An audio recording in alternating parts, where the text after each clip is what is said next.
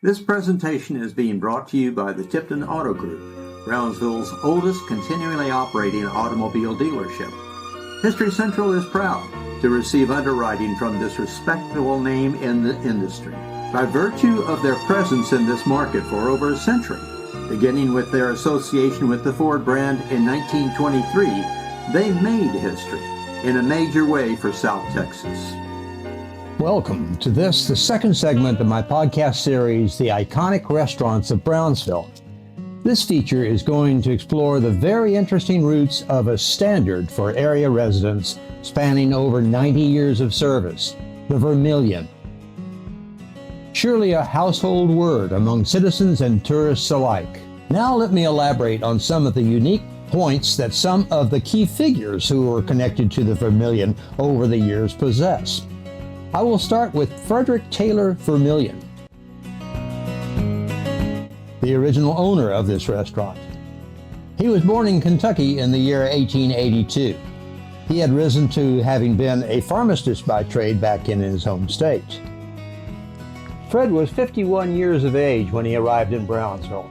He had very little of a record history to answer for in his years prior to coming here at midlife, and was no doubt lured to the promise of well-being in the lower Rio Grande Valley.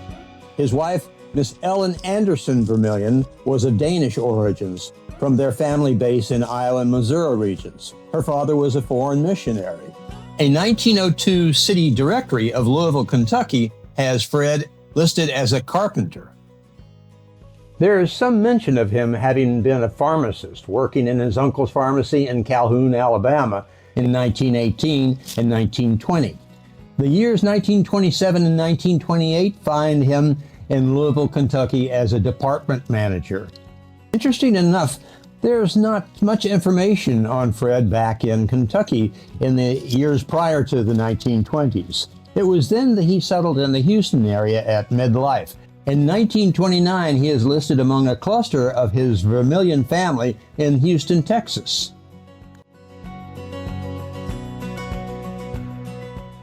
However he got the money to buy the lot at the corner of Paredes Highway and Boca Chica Boulevard, he must have been in fairly good economic condition or knew someone who would bankroll him.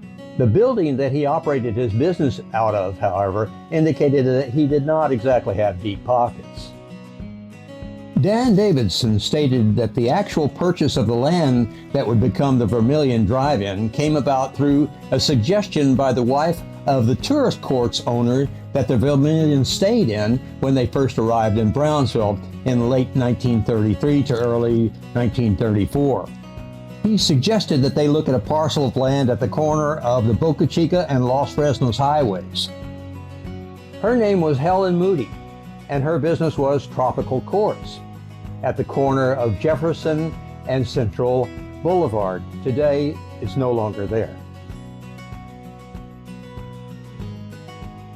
The Vermillions are listed as living on the site of the Vermillion Drive-In. A 1952 photo shows several structures on that site, one of which, at the rear of the restaurant, may well have been their residence. A 1960 city directory lists Hugh Skipwith as living in the rear of the Vermillion.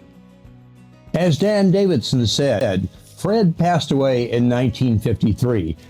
From the chronological sequence of newspaper clippings that centered on this property, Fred actually made plans to sell the real estate as we arrive at 1946, and did so several times over until a responsible buyer appeared in the form of Oscar Hensley toward the end of that year.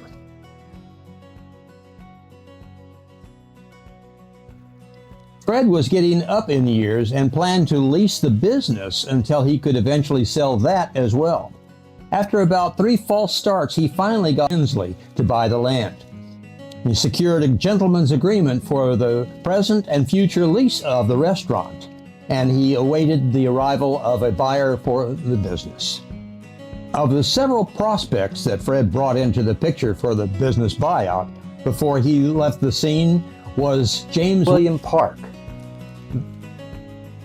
The name of the restaurant actually changed to Park's Drive-In in February of 1946.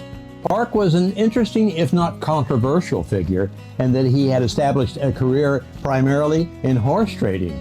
It is even mentioned in the press that the large portrait that adorned the street front face of the outdoor screen of the Charro Drive-In was modeled after he and his horse. Park's ownership did not last too long at all, and Fred reverted as the owner of the restaurant until Gib Davidson finalized ownership of the property. That was in 1953, just before Fred's death in September of that year.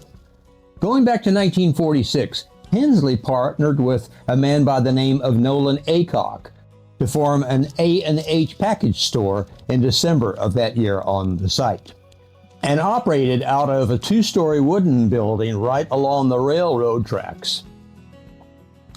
Through whatever arrangement, Aycock opened a mobile oil station on the corner of Boca Chica and Paredes Avenue in the fall of 1946.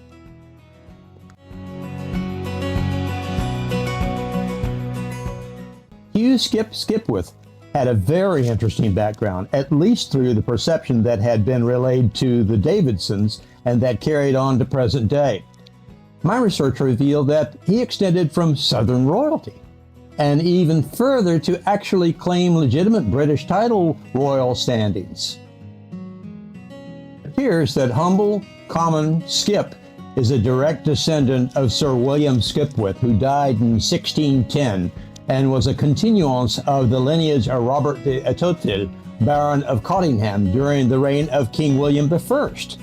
Their family immigrated to Virginia by 1680 during the time of Lord Cromwell. This blue blood prevailed literally up to the era of Skip's grandfather and ended with his father. A document from the time of Skip's birth year, 1912, states that his father was a farmer, which may refer to the familial plantation lands that were controlled by the Skipwiths. It is rather odd that a document trail does not exist to map out Skip's life as a young adult until he is into his 30s. And then a picture of his career path as a steward for the Grace Line of cruise ships appears all throughout the latter 1930s into the 1947 era or so.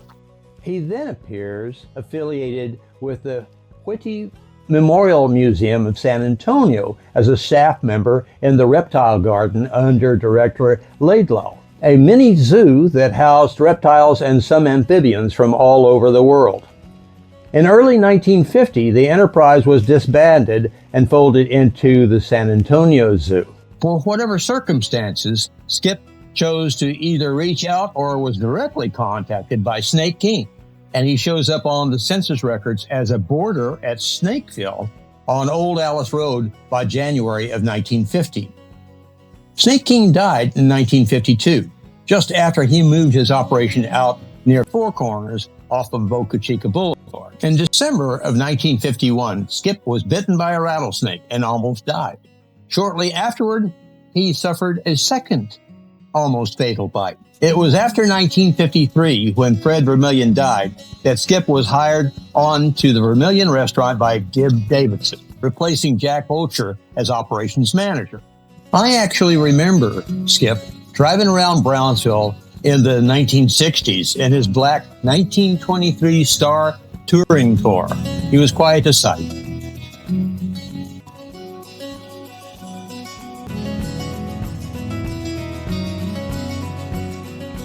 Ruby Ralph may not have voluminous press coverage, but she deserves a Lifetime Achievement Award posthumously for the quintessential car hawk that she was. For those of us who were living in the 1960s through the 1980s, she entered into our daily lives beginning with her job at Sammy's restaurant on Central Boulevard, and then after she switched on over to the Vermillion in about 1968. She was most congenial. You couldn't find anyone who mastered her duties more so than she. We remember her walking to work all of her life, never accepting a ride, never owning a car. She would cross over the threshold of her home at late night hours and often having endured rain and cold. Family home was at 123 West St. Charles. and it housed her parents, herself, and 8 other siblings. Her father was employed by the railroad. Early census records show her older sister holding down a car hop's job as well, perhaps her entree into the field. One of her brothers was a bartender at the iconic Sportsman's Bar on the alley of 10th Street, right behind the Majestic Theater. A single entry in the 1950s newspapers lists her as being a team captain for her high school pep squad at the age of about 16. She was not present for the photo. When she was about 5 years old, another mention of her was published in the Herald as a member of the Mickey Mouse Club with all the big ear hats and all. She was not present for the photo. She passed away without much fanfare at Mercy Hospital in 1987.